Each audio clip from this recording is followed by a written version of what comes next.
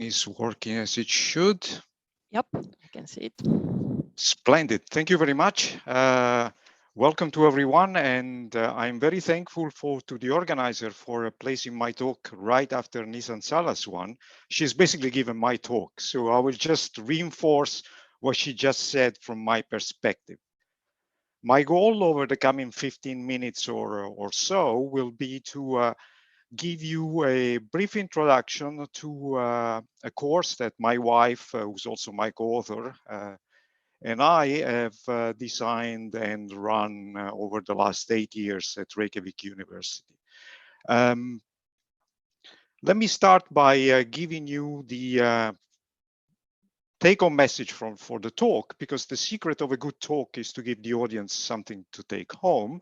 And let me just uphold these words of wisdom by Giancarlo Rota.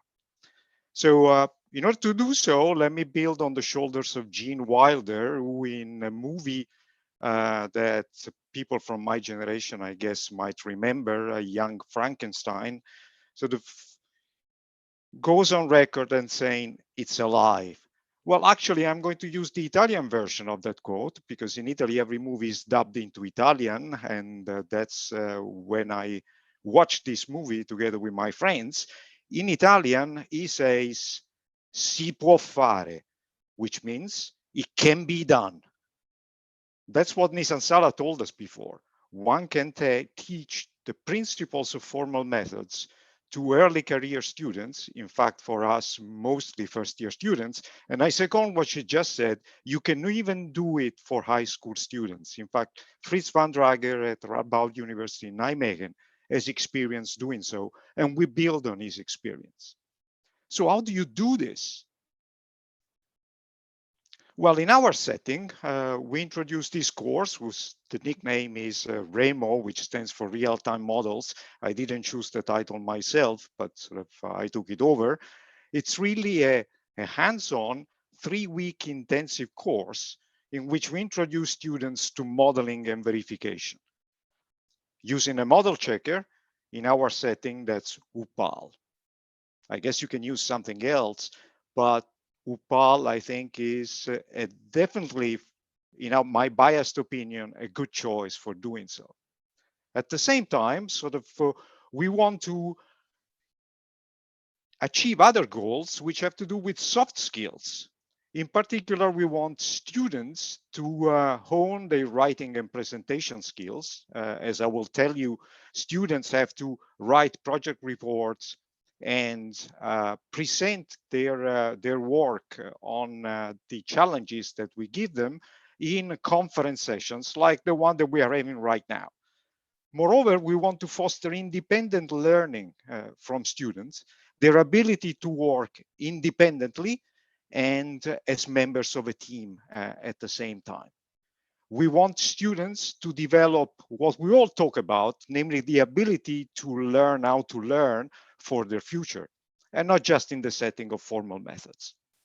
And we try to do all this in 3 weeks.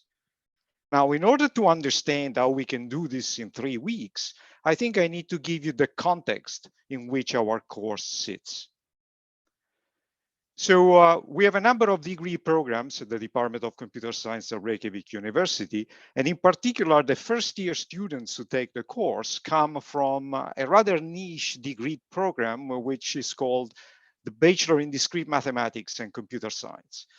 We created this program in order to attract to computer science students who, unlike Nissan Gala's one, sort of they actually would have studied mathematics. And we want to attract them to sort of choose this program when they learn computer science and mathematics. And our course sits in the second semester in the 3-week period. Now, let me explain. Every semester at Reykjavík University is actually split into 2 phases. In the first one, that lasts 12 weeks, students follow 4 courses in parallel. Then there is a 2-week period in which they take exams in those 4 courses. And afterwards, they have only 1 course that lasts for 3 weeks and covers 6 ECTS worth of material.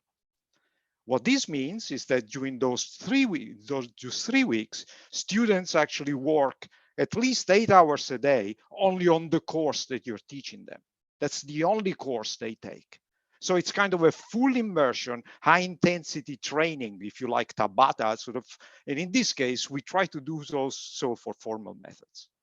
However, the course is open also as an elective for the bachelor students in computer science and the bachelor students in the software engineering program. And increasingly, an increasing number of those have been following the course. Typically, just to give you an idea of the number of students following the bachelors in the DIMAX program, there are about 20 students per year. So that's the context. What do we hope to achieve?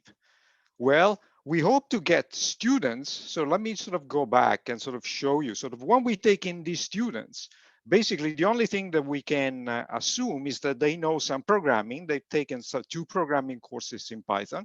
They have a basic knowledge of discrete mathematics. So they know a little bit of propositional logic, a little bit of first order logic, and a sprinkle of finite automata theory, but really just a sprinkle.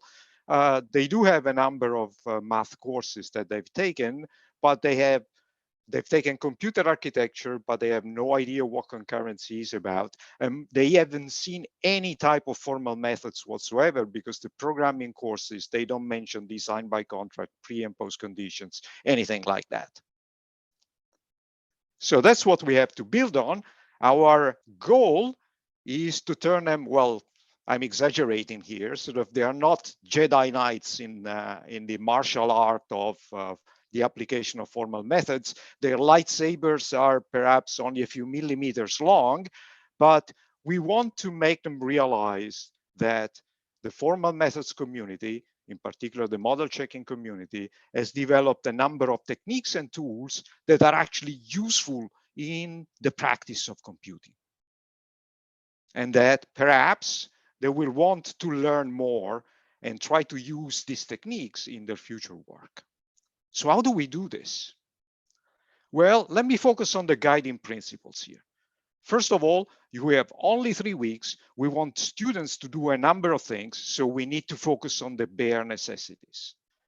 We don't teach them all the nitty-gritty details of UPAL and timed automata, the model of timed automata by Rajiv Allur and David Dill that is supported by UPAL.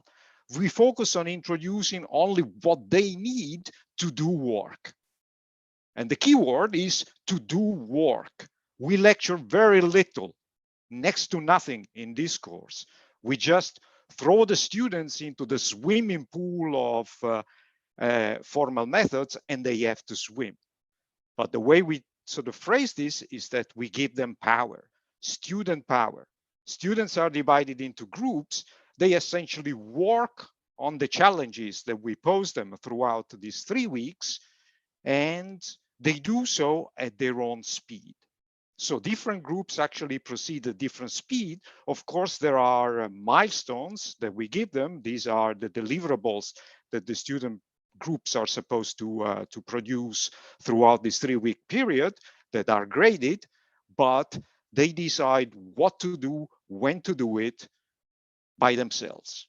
And they have to learn basically all the background material and read the background material by themselves. How do we do this? Well, typically we do this in the classroom, having a workshop style atmosphere in which we as lecturers are not lecturing, but we actually act as facilitators. We walk around and throughout the room, visit the various group rooms, sort of various groups, and sort of help them whenever they need help, answer their questions, and assist them in fixing problems whenever they have them. So this is really very much a hands-on course with very little lecturing and a lot of independent work from the students. Another guiding principle which I would like to mention here is by quoting the Pet Shop Boys. Well, actually, let me negate the Pet Shop Boys.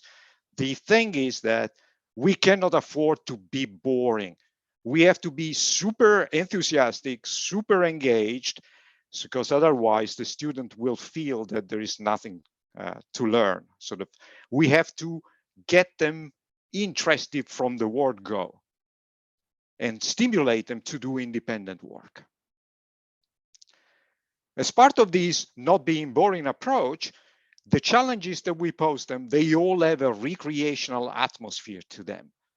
We let them use the model, well, we tell them to use the model checker to model and analyze scenarios that have to do with games. So some of them are commercial games. I mean, Think Fun doesn't give me a dime. Sort of, it's just that their games are just excellent scenarios that the students relate to. Some of them even have the physical copy of the game.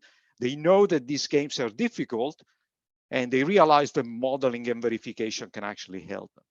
Another example that we use very often is a toy vacuum cleaning scenario from Michael Woodridge's book on an introduction to multi-agent systems, which allows them to see that by using a tool like Upal, student groups can fix errors that very smart humans actually make. And this is, in our experience, highly conducive to learning and to appreciation from them of the use of formal methods. Another thing that we try to stress is that sort of, these people come to us. Some of them are very smart. They know how to program to a certain extent. Some of them actually then go on to man our ACM programming competition teams. However, they have this mindset that you actually have to teach the system how to solve the problem, how to you need to be procedural rather than declarative. So we try to sort of make them think that when you make a model, you actually have to describe very often the what and not the how, and that at the press of a button, you can actually get using model checking technology an automated optimal schedule, for instance, for the Roomba robot to vacuum clean repeatedly the small grid that we give them in a way that is that satisfies certain criteria. If they try to do it by themselves, they can make a mistake, like Michael Woodridge did in his book. I mean, but that's not because sort of we are stupid as humans, it's just because the world is complicated. So we should not overestimate ourselves. So how do we implement all this in practice? Well, students work every day from 8:30 to about 5 p.m. on the challenges that we give them. We start every morning with Scrum meetings with the different groups, just to sort of gauge where they are in their work and to give them challenges for the day. We do minimal lecturing as needed. For instance, to introduce facilities in the tool that the students might find helpful to tackle some of the challenges that we give them. And then the mornings proceed by unleashing the student neurons on the challenges and by supervising their work. In the afternoons, the students do largely independent work, but we are available. This means that during the course, we are available to the students about 8 hours a day, sometimes even more when they are working on their project reports, which is quite time consuming, as you can imagine. So how do we organize the 3 weeks? Well, the first week is warm up. This means that there is no graded assignment during that week. We start by introducing them, motivating the field of computer-aided verification by giving essentially the only full-blown lecture that we give in the course. We introduce we give a very short introduction to Upal. For the rest, the students then go on and read Fritz van Drager's wonderful introduction to Upal and play with some of the models that accompany that short paper. And then they form groups and start to work. Every week ends essentially with a conference session on Friday morning. Well, that's not really the end of the week. Then they start working on whatever follows, in which every group presents their work to everyone. just like in this conference session that we have today. The remaining 2 weeks are really where sort of grading takes place. In each of the 2 weeks, the students are given a major challenge, and they have to work independently on it, write a project report, deliver slides for their presentation, the UPAL models, the UPAL queries, the project report, and then they present their work in front of everyone. This each of project counts for 35% of the final grade, and the only difference between the second week and the third week is that at the end of week 3, they give the presentation, the conference presentation, to the lecturers and whatever teaching assistants we might have, and we follow this with what we call a celebration. What does this mean? A celebration is what others might call a final exam. We just want to make sure that everybody in the group knows about the work that the group has done over the 3 weeks of the course. So we ask some questions just to gauge their level of engagement throughout the course. Well, that's the standard implementation. During the anno Covid 2020 and 2021, we just did exactly the same thing, but we moved everything online using a variety of platforms.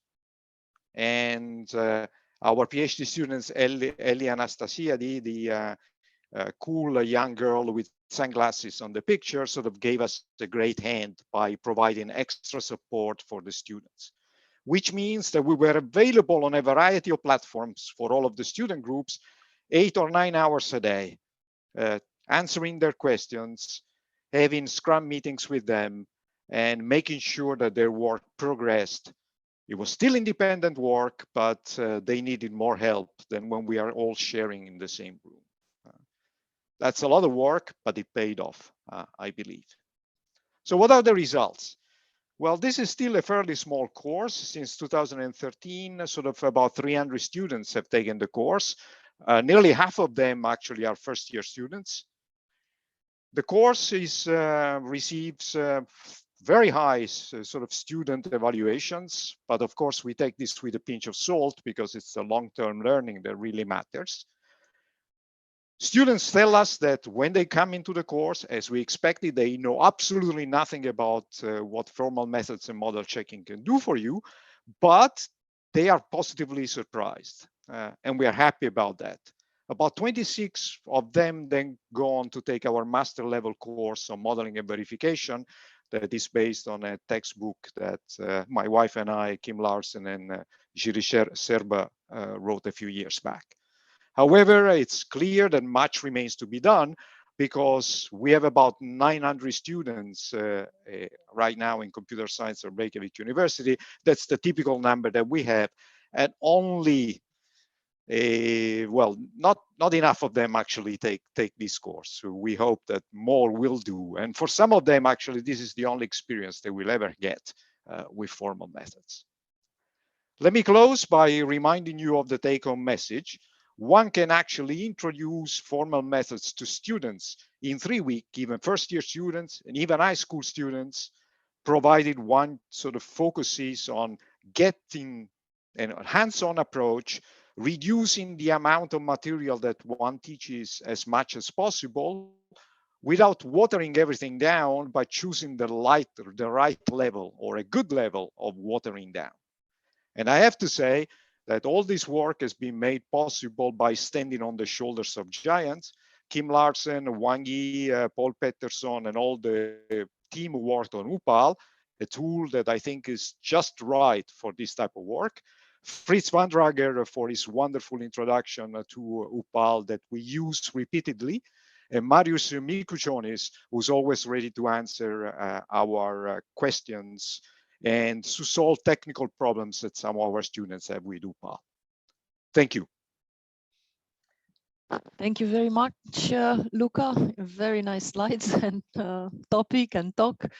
Let's see, there is already a question in the chat from Cliff, and Juana is also seconding that. So this is the message. I really like the push for starting formalism early, and both Nissan Sala and Luca's point about the stimulus of finding errors with tools. But I claim formal methods really pay off in design. Do you feel that you will get them using formalism in design?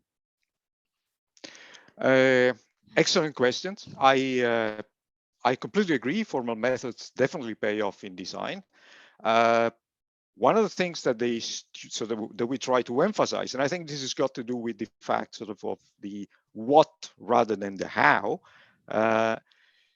We emphasize to the students, for instance, when they make a model of a game, they should actually focus on designing a model that describes the legal moves in the game, and then use the facilities of the tool, for instance, the diagnostic trace in the UPAL model checker, to find the optimal or an optimal schedule for solving the game, or an optimal schedule for the robot to vacuum clean all of the squares in the grid following a memory-less strategy, say, and do so repeatedly, and whatever else we might have.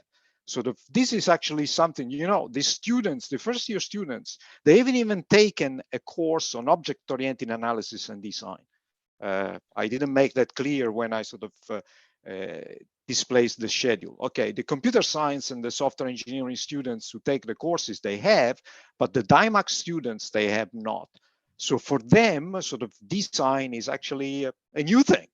And the recreational setting also introduces some sort of design thinking. I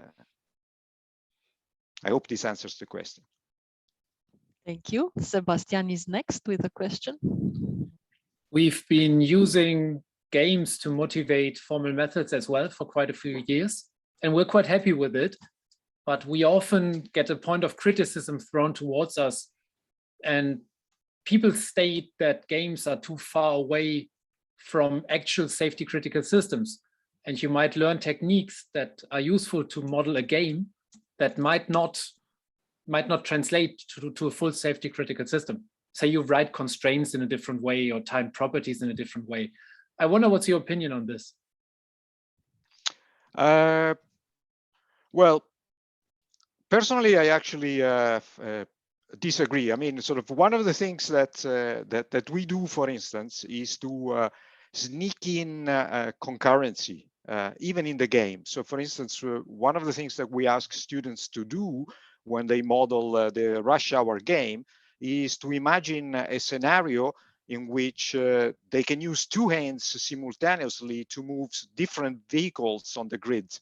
And of course, they have to solve some concurrency control problems in doing that. Another thing that we actually do introduce students to are real-time constraints. Even though they have no idea whatsoever of real-time computing, they don't even have any idea of concurrent computing, but they do have to solve issues related to timing constraints. Of course, we don't do any of the theory underlying that. The students just learn how to model timing constraints using UPAL and to check for them using the tool. But I mean, certainly in future editions of the course, we will use other type of programs. So, for instance, the robot cleaning scenario. Okay, it's not safety critical, but it's actually computing practice. So I do believe that games are an excellent way to get students motivated, and then one can do the safety critical aspects later on, if one feels that the games one has used so far are not sufficient to do so. The most important thing in an initial course for me is the buy-in, getting the buy-in from the students, and games do help. There are two more questions waiting in the chat. So the first one is from Aditya. He's asking, how did you maintain the workload and engagement during those 3 weeks?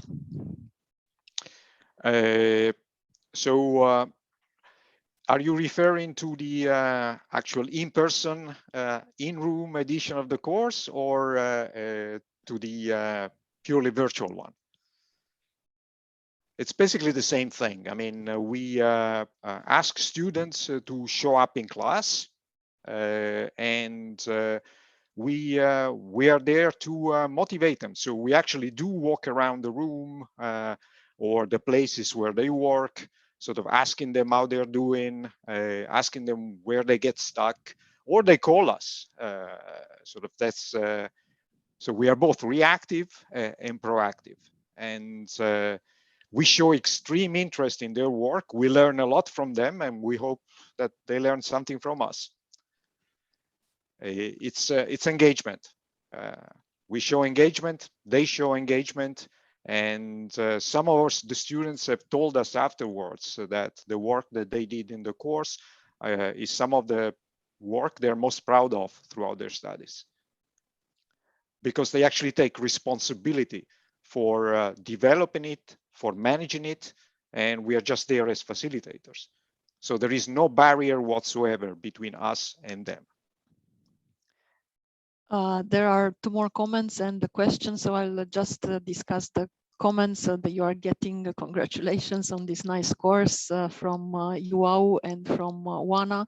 And I can also say that it's very nice that you can organize these 3 weeks intensive courses. So I do this easily in my home university. But now to the last question, because we still have one more talk. So the last question is from Wana. She's asking whether you encounter any significant issues or critical incidents. Can you give an example and how did you handle it?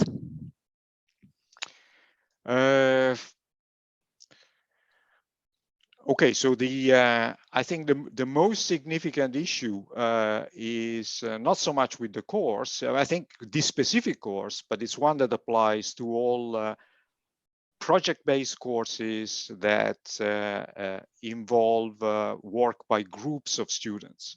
And I had this, both my wife and I, we taught in Aalborg, which is sort of the mecca of problem-based learning before coming to Iceland.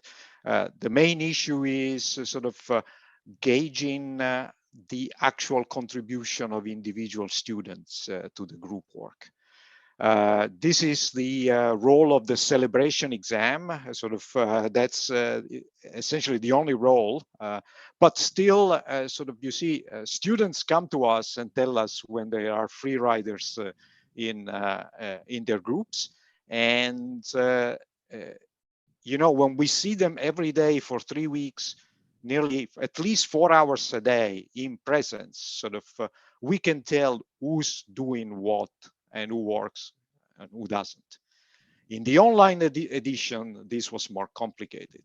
Well, it was next to impossible to do, but students did come to us and say, well, there are these people in our group who are not pulling their weight, and we took action to take that into account. From the point of view of the actual material, we've never experienced any issue whatsoever. Students take to this material like ducks to water. And I completely second what Nissan Sala said before on this point. It's amazing, actually. Every year, we are amazed by the quality of the work that students do. And these are first-year students. Some of the examples that we use, some of the challenges that we give them, have even been used in PhD level courses. Wonderful. Thank you so much, Luca.